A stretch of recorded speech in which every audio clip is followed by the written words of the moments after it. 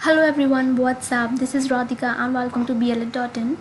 So guys, this is the most requested video for BA BEd और BSc BEd के लिए कि ये जो इंटीग्रेटेड प्रोग्राम्स हैं अब जो आए हुए हैं ये क्या हैं, इनके क्या बेनिफिट्स हैं और बेसिकली ये प्रोग्राम्स हैं क्या, इनमें क्या है और इनका सिलेबस क्या है, कोर्स क्या है, इसकी एलिजिबिलिटी क्या है, किस तरह से इनको करने से क्या बेनिफिट्स होंगे, क्या इसके प्रॉन्स एंड कॉन्स हैं, तो इसको हम डिस्कस करेंगे और इसका बीएलएड से एक कंपैरिजन देखेंगे कि क्या चीज़ें हैं, क्या अच्छी हैं, क्या बुरी हैं।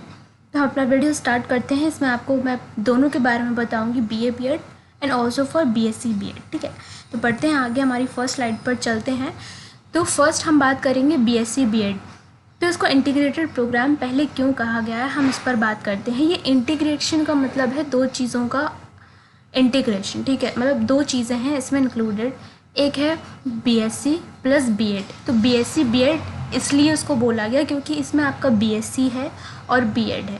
तो ये ऐसे कोर्सेज हैं, ये 4 साल का एक कोर्स है। इसमें आपको एजुकेशन प्लस आपका ग्रेजुएशन होगा, और बीएससी है तो आपका बैचलर ऑफ साइंस में आपका बैचलर्स होगा और बैचलर्स ऑफ एजुकेशन होगा। दोनों का यहाँ पर एक मिक्सचर आपको मिल रहा है। जैसे कि ये एक अंडर ग्रेजुएट ड्यूअल कोर्स है, 4 साल का है। ठीक है, और यहाँ पर आपको बैचलर्स आप कर पाएंगे साइंस में और एजुकेशन दोनों में।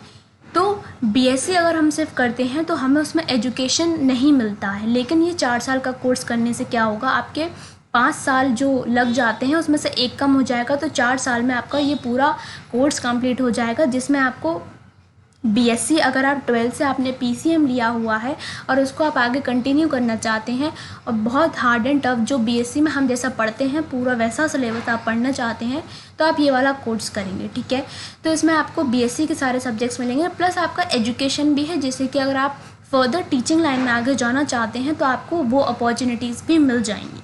ठीक है, तो बीएससी बीएड आई होप आपको समझ में आया होगा।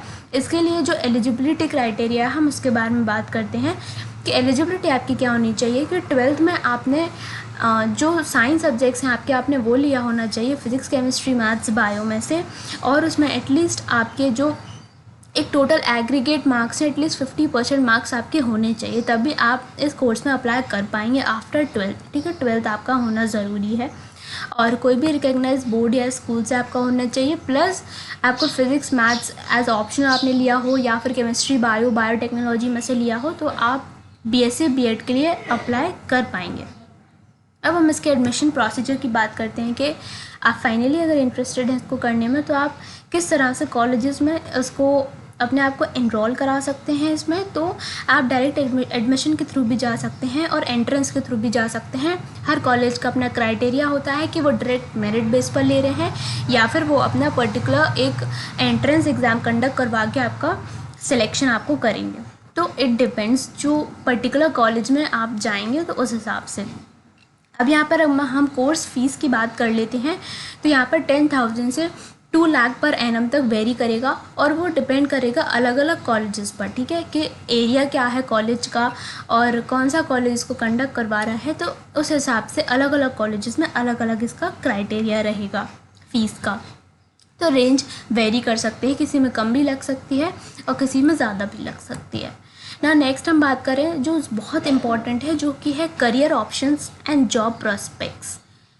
तो करियर ऑप्शंस में सबसे पहली बात यहाँ पर हम बात करते हैं कि पहले तो आपका ग्रेजुएशन कंप्लीट होगा इससे। ठीक है, क्योंकि आपने बीएससी कर लिया है। सेकेंड थिंग इज़ कि आपका यहाँ पर बीएड भी कंप्लीट हो रहा है, जिससे कि आप 1 to 8 में डेफिनेटली टीचर्स बन सकते हैं, प्लस 9th and 10th में आप टीजीटी के लिए भी जा सकते हैं। इसके बाद आप टीजीटी के लिए एप्लीकेशन अप्लाई कर सकते हैं और टीईटीज़ के लिए भी आप अप्लाई कर सकते हैं, बिकॉज़ ये कोर्स आपको अपॉर्चुनिटी दे रहा है अपने ग्रेजुएशन कंप्लीट करने में साइंस सब्जेक्ट से, प्लस आपको आगे फर्दर अगर आप टीचिंग में इंटरेस्टेड हैं तो उसमें भी एक अपॉर्चुनिटी आपको मिल जाएगी कि आप आगे जा पाएँ। ठीक है, तो और चीज़ें क्या हैं, जैसे टीचर है, एडमिनिस्ट्रेशन है जो साइड में आप कर सकते हैं, tutor, career counselling, translator, creative writer and researcher, content developer and trained graduate teacher which is TGT, translator and so on। तो इस तरह से आप इतनी वैराइटीज़ ऑफ फील्ड में खुद को एनरोल करा सकते हैं या फिर इसमें अप्लाई कर सकते हैं, ठीक है। तो ये तो हुआ बीएससी बीएड के बारे में। अब मैं इसमें आपको एक चीज़ बता दूं कि जो आपका इसमें सिलेबस है, जो आपको इस पूरे करिकुलम में पढ़ना पड़ेगा बीएससी बीएड में, वो क्या है कि जो अपन बीएससी में पढ़ते हैं, ठीक है, जो hard and tough in the sense कि जो फिज़िक्स है, जैसे तो फिज़िक्स में पूरा प्रॉपर जो डेप्थ स्टडी हम करते हैं वो आपको करनी पड़ेगी, प्लस आपको एजुकेशन भी पढ़नी पड़ेगी।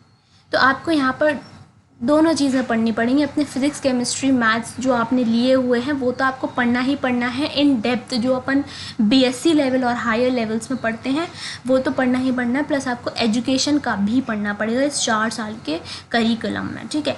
तो ये तो हुआ बीएससी बीएड के बाद। अब हम बीए बीएड की बात करते हैं, जिसमें अगर मैं आपको शॉर्ट में समझाऊँ कि जिन्होंने 12th अपना ह्यूमैनिटीज़ से ले रखा होगा वो जाएंगे बीए बीएड के लिए, जिन्होंने साइंस से किया होगा वो नहीं अप्लाई कर पाएंगे। जिन्होंने ह्यूमैनिटीज़ ले रखी होगी वो they can go for BA BEd, ठीक है। अब इसमें भी जो बीए है प्लस आपका बीएड है, आपका ग्रेजुएशन है और ऑल्सो द एजुकेशन डिग्री आपको मिलेगी, ठीक है। तो ये सेमेस्टर में आपके डिवाइडेड रहेंगे। वो इसमें आपको वो सब्जेक्ट्स पढ़ने पड़ेंगे like Hindi, English, political science, geography, history, economics, psychology as well as sociology. और जो 12th में आपने यही सब्जेक्ट्स ले रखे हैं, जैसे आपने हिस्ट्री पढ़ी है, ज्योग्राफी पढ़ी है, जैसे तो ह्यूमैनिटीज़ के सब्जेक्ट पढ़े हैं, तब आप इसमें अपने आप को एनरोल करा सकते हैं इस कोर्स में। ये भी 4 साल का कोर्स है। इसकी एलिजिबिलिटी क्राइटेरिया क्या है मैंने आपको बता दिया कि 12th में आपने ह्यूमैनिटीज़ ले रखी होनी चाहिए, 10+2 होना चाहिए आपका, एंड 50% मार्क्स आपके ओवरऑल होने चाहिए हर सब्जेक्ट में, तभी आप बीए बीएड में अपने आप को एनरोल करा सकते हैं, ठीक है। तो next admission procedure. Admission procedure वही है कि it depends on the colleges. अगर वो मेरिट बेस्ड कराएंगे तो मेरिट बेस्ड भी होगा ना, एंट्रेंस से कराएंगे तो आपको एंट्रेंस के लिए तैयारी करनी पड़ेगी एंड देन फिर आपका सिलेक्शन होगा। तो एडमिशन प्रोसीजर आपका इस तरह से चलेगा। अब कोर्स फीस क्या है, दैट ऑल्सो डिपेंड्स कि कॉलेज प्राइवेट है कि गवर्नमेंट है, उसकी रैंकिंग क्या है कॉलेज की, उसके मेरिट ऑफ द स्टूडेंट्स, मतलब किस हिसाब से उसमें स्टूडेंट्स रहेंगे, एंट्रेंस एग्ज़ाम होगा कि डायरेक्ट एडमिशन होगा। तो ये सब कुछ फैक्टर्स हैं जो कि अप्लाई करेंगे फॉर फीस, तो डिपेंड करेगा फ़ीस कितनी होगी, ठीक है। तो यहाँ पर लिखा है 85,000 to 2 lakhs पर एनम भी हो सकती है इसकी फ़ीस, एंड इट्स मतलब definitely depend on the college itself कि वो स्कॉलरशिप देंगे या नहीं आपको, या फिर क्या उनका क्राइटेरिया रहेगा। तो ये बात है। अभी अगर हम करियर स्कोप की बात करें, ओवरऑल अगर हम इंटीग्रेटेड बात करें, तो आप बिल्कुल इस कोर्स को करने के बाद टिल 10th पढ़ाने के लिए एलिजिबल होते हैं।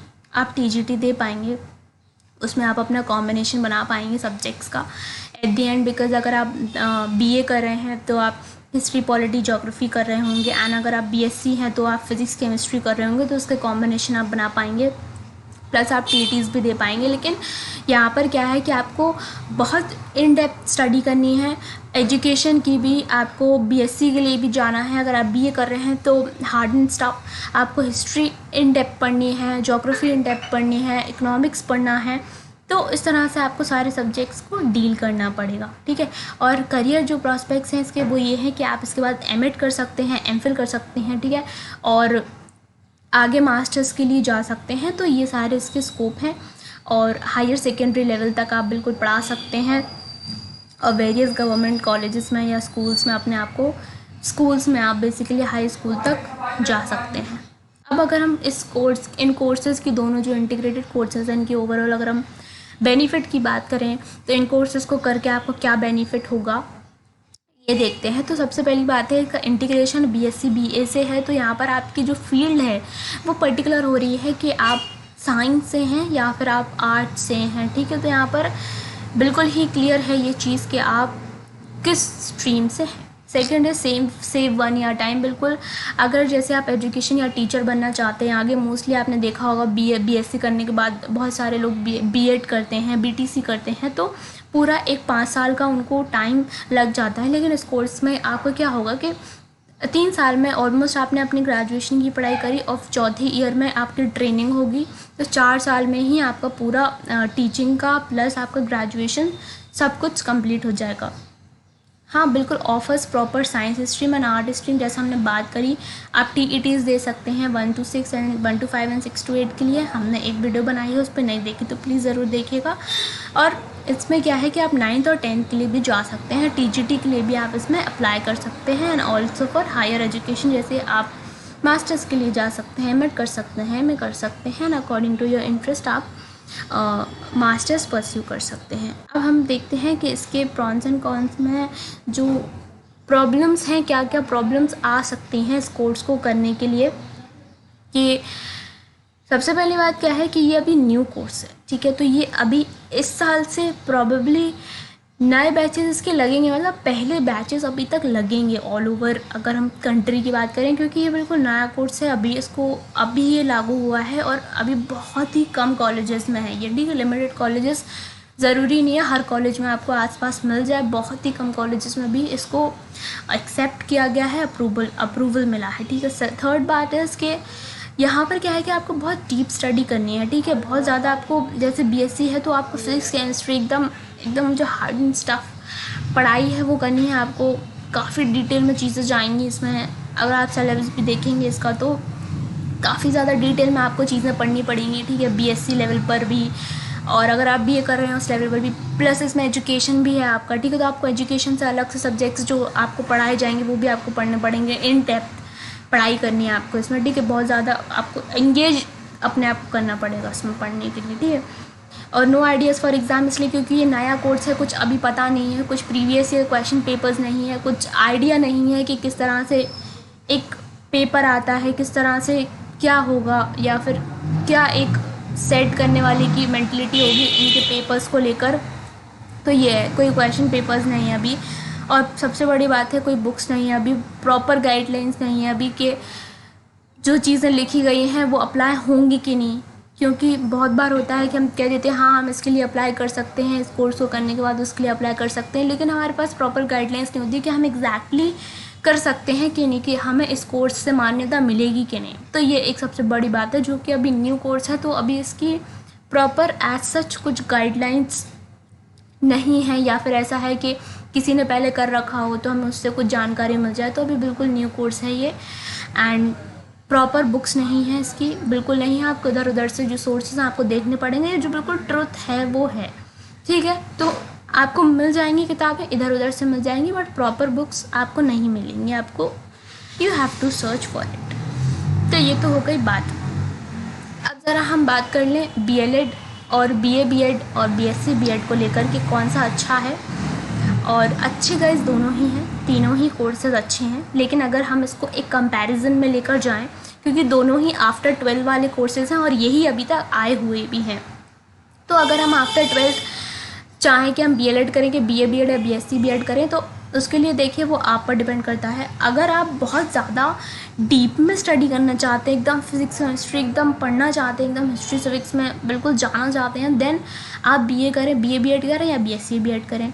लेकिन अगर आप एजुकेशन के सब्जेक्ट्स पढ़ना चाहते हैं, कुछ अलग अलग वेराइटीज़ ऑफ चीज़ें पढ़ना चाहते हैं, तो आप BLED चूज़ करेंगे, क्योंकि उसमें आपको इन डेप्थ बहुत स्टडी नहीं करनी है। चीज़ें हैं अच्छी हैं, डिफरेंट हैं, 12 में जो हमने पढ़ा था उससे कुछ अलग है, ठीक है। एजुकेशन से रिलेटेड हम यहाँ पर पढ़ते हैं, काफ़ी अलग अलग वेराइटीज़ ऑफ सब्जेक्ट्स आपको मिलेंगे यहाँ पर, और बहुत hard and difficult as such नहीं है कि आपको बिल्कुल ही you have to engross yourself in the study and then you have to do it. तो एक ये बात है।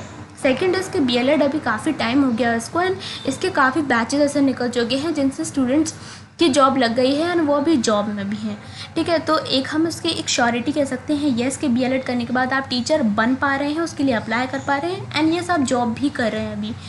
तो ये एक बात हुई। सेकेंड इज़ BLED के लिए अभी आपके पास प्रॉपर बुक्स आ गई हैं, और आपके पास ये है कि जब हमारे पास बुक्स होती हैं तो हम बहुत ही एक सेटिस्फैक्शन होता है हमें कि येस हमारे पास बुक्स हैं, बस हमें पढ़ना है। तो इसके लिए इंग्लिश में भी बुक्स हैं, हिंदी में भी बुक्स हैं, बिल्कुल प्रॉपर बुक्स आ चुकी हैं, तो आप अच्छे से पढ़ सकते हैं, अपनी पढ़ाई कर सकते हैं, फर्दर कॉम्पिटिटिव एग्जाम्स के लिए भी जा सकते हैं।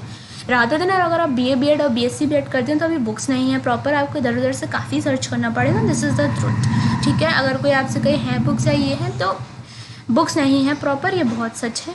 और ये सब चीज़ें इसलिए सो दैट आप अवेयर रहें चीज़ों को लेकर, ठीक है।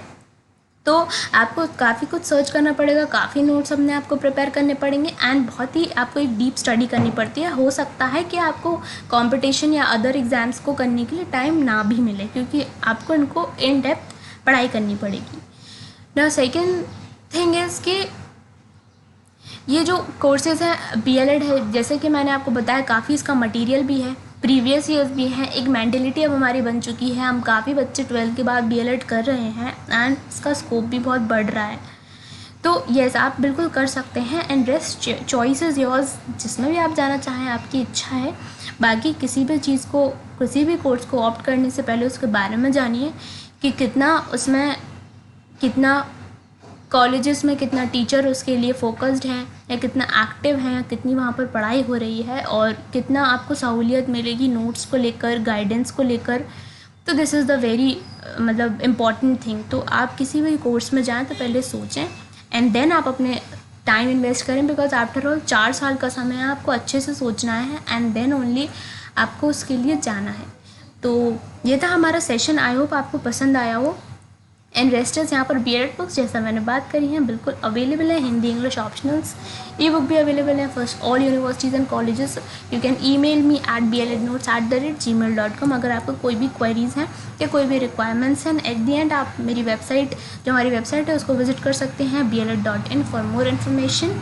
एंड प्लीज़ इसको लाइक करें, और अगर आपको समझ में आया हो ये प्रोग्राम्स कैसे हैं, क्या है, कोई भी डाउट है, अगर कोई भी एक्स्ट्रा डाउट है तो आप मुझे कमेंट बॉक्स में बताएं, अपने फ्रेंड्स के साथ शेयर करें। अगर आप नए हैं तो बेल बटन ज़रूर दबाएं सो दैट आपको सारे अपडेट्स मिलते रहें।